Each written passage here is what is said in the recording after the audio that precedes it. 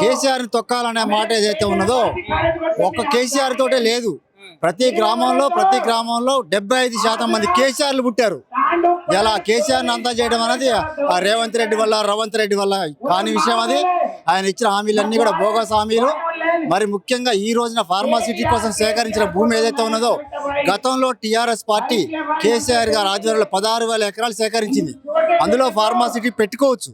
మరి వాళ్ళు దాన్ని రద్దు చేసి ఈరోజు కొత్తగా 400 ఎకరాలు గిరిజన భూములు తీసుకోవడం అనేది చాలా అన్యాక్రాంతమైన విషయం. కావాలని ఇది కక్షపూరితంగా గిరిజన జాతి మీద వ్యక్తిగతంగా బాగా కక్ష కట్టి చేస్తున్న దుశ్చర్య ఇది.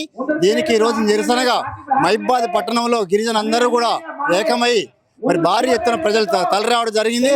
దాన్ని ఖచ్చితంగా వ్యతిరేకించి ఆ అన్యాయం జరిగిన గిరిజనులందరి మీద కూడా కేసులు ఎత్తివేసి ఆ గిరిజనులకి న్యాయం జరగాలని అందరూ పోరాటం చేస్తున్నాం. ఈ పోరాటానికి సంఘీభావంగా పెద్ద ఎత్తున ప్రజలు తరలి వచ్చారు. ఈ రోజున రేవంత్ రెడ్డి ఏదైతే ఆశపడుతున్నాడో ఆయన ఆలోచన, ఆయన విధానం పూర్తిగా మార్చుకోవాలని మరోసారి ఈ వేదిక నుంచి సామాన్య కార్యకర్తలుగా మేము పిలుపునిస్తున్నాం. లేని ఎడల రేపు గ్రామంలో నిలదీసే పరిస్థితి వస్తుంది. ప్రతి గిరిజనులు కూడా నిలదీసి ప్రశ్నిస్తే అవకాశం ఉన్నది. రేపు పొద్దున ఏ ఒక్క పరిస్థితి కూడా ఈరోజు ఏ హామీ కూడా నెరవేరట్లేదు.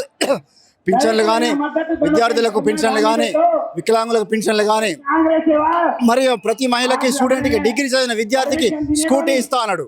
ఆ స్కూటీలు ఏమైనా మరి ఢిల్లీకి పంపించిండా? ఆ స్కూటీలు ఏమైనా ఢిల్లీకి వెళ్ళినాయా? అన్ని స్కూటీలు ఢిల్లీకి పంపించిండా? ఈ పింఛన్లు ఏమైనా ఢిల్లీకి వెళ్ళినాయా? ఇవన్నీ కూడా ప్రజలు గమనిస్తారు. రాబోయే కాలంలో తగిన గుణపాఠం ప్రజలు చెప్పడానికి సిద్ధంగా ఉన్నారు. రేపు వచ్చే స్థానిక సంస్థల ఎలక్షన్లో కూడా ప్రజలు పెద్ద ఎత్తున బుద్ధి చెప్పడానికి సిద్ధంగా ఉన్నారు. దానికి కంకణం కట్టుకుని ప్రతి గిరిజన బిడ్డలు కూడా చైతన్యవంతులై ఉన్నారు. ఇక మోసపోవడానికి సిద్ధంగా ఎవరు లేరు. ప్రతి ప్రజలు కూడా ప్రతిభావంతులై ఉన్నారు. ప్రజాపాలన ప్రజా విజయోత్సవాలను ముఖ్యమంత్రి మాట్లాడుతున్నారు. ఆ ప్రజాపాలన రోడ్ల పాలైంది కదా నాన్న.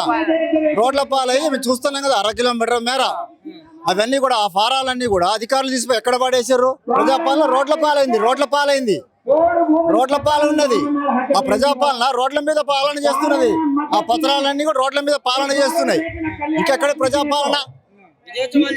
విజయోత్సవాలు ఎవరు చేస్తారు? కార్యకర్తల విజయోత్సవాలు వాళ్ళు దోసుకోవడానికి వాళ్ళ విజయోత్సవాలు చేసుకుంటారు. ఎక్కడ అభివృద్ధి విజయోత్సవాలు ఎక్కడున్నాయి? ఒక అభివృద్ధి చెప్పండి. ఎక్కడ ప్రజాపాలనలో నువ్వు ఇచ్చిన 13 గ్యారంటీల్లో ఒక గ్యారంటీ, ఎన్ని గ్యారంటీ నెరవేరని? మచ్చుకి ఒక కరెంటుదే అవి తప్ప నువ్వు నెరవేర్చావా? 13 గ్యారంటీలు, 6 హామీల్లో 13 గ్యారంటీలు ఎక్కడ అమలు చేస్తుండు? మహారాష్ట్రలో చెప్పినట్టు తెలంగాణలో చెప్తే కుదరదు. ఇప్పుడు ఎక్కడ అమలు చేస్తుండు? ఏ అమలైంది? 13 హామీలు ఎక్కడ కూడా అమలు కాలేదు. కింది స్థాయిలో వాళ్ళ కార్యకర్తలు సంబరాలు చేసుకుంటారు. వాళ్ళ కార్యకర్తల జేబులలోకి మరి